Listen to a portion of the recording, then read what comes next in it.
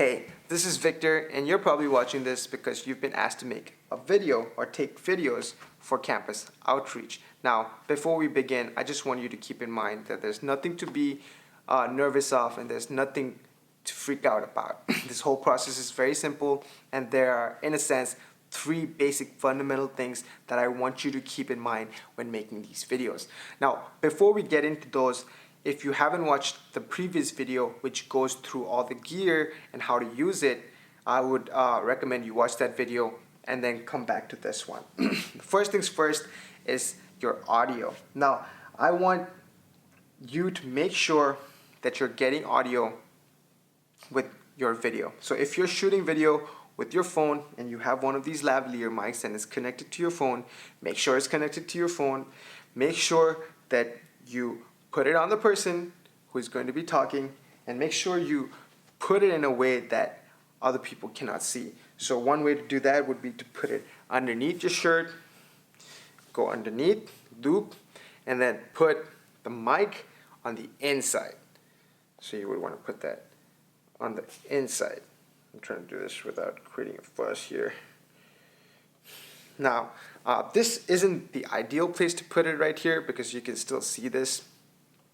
But work around your subject. You can put it anywhere in this entire vicinity. As long as it's on your subject, you will pick up audio. So don't worry too much about that. Now, when that's out of your way, you have clean audio now. Now you don't have to worry about audio at all. So that brings us to the second point, which is composition and framing. Now, this is quite important because in an interview shot, especially, these are pretty static shots, so it's just somebody like me talking to a camera, and so we like to create a framing or a composition that's a little interesting that can draw in the viewer's attention.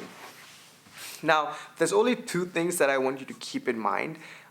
First of all, that there shouldn't be anything behind the subject or around the subject that is distracting from the subject. So if there is a background that looks really pretty but is very distracting, try to not use it. Try to use backgrounds that are visually appealing but also don't take away from the subject and what the subject is saying. Second of all is to use the rule of thirds. Now, the rule of thirds is a very easy and basic thing to understand. It can be complicated if you get into it, but in a sense, it's very basic. And I want all of you to turn on your grid on your smartphone. So go ahead, open your camera settings. If you're using an iPhone, go to settings, scroll down, go to your camera, scroll down, go to composition, and turn on your grid. Now, when you do that and you open your camera app, you will see that now you have grids that form lines vertically and horizontally. Now, the rule of thirds is basically asking you to put your subject in one of the thirds. Now, when you break it off, it divides the screen into 3/3, right? There's 1, 2, 3, and then there's 1, 2, 3, so that there are thirds. Now, you would want to keep your subject within one of the thirds. So even right now, as you can see this video, I'm on this line and I'm on the point. Now, if you didn't understand all of that or you don't understand rule of thirds, use this video as an example to frame your interview. And here I'll be putting up a couple example shots of interviews right about now. They're going up. You can use these as a visual example on how to set up your interviews.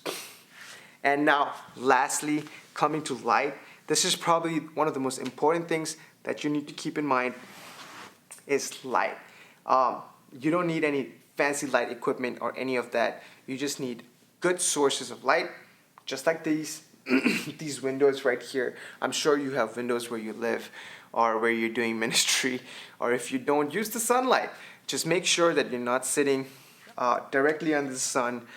Make sure there's no direct light coming These are a couple things that you should keep in mind. Just make sure that the subject that you're looking at looks appealing to you and also on the camera. Make sure that there are no harsh shadows on the face. So try avoiding setting up your subject under a light. So under a light that is right above the head or right beneath the person, next to a window like this to the side where the light is falling off from the side.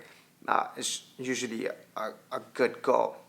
And now once you have all these three fundamentals down, down to shooting now. If you have a tripod, please use your tripod when you're shooting the interviews, and do not move the frame at all until the interview is done. Make sure it's the same frame, it's the same composition throughout. Do not fidget around with it, do not change it. Now, another thing that I want all of you to keep in mind is to always shoot all your videos in landscape. Not portrait, landscape. Okay? So like this. Not like this. Like this. Put your hands on it, get a steady grip. And if you want to do interesting walking and panning in shot, I will show you a couple examples of what you can do with your iPhone.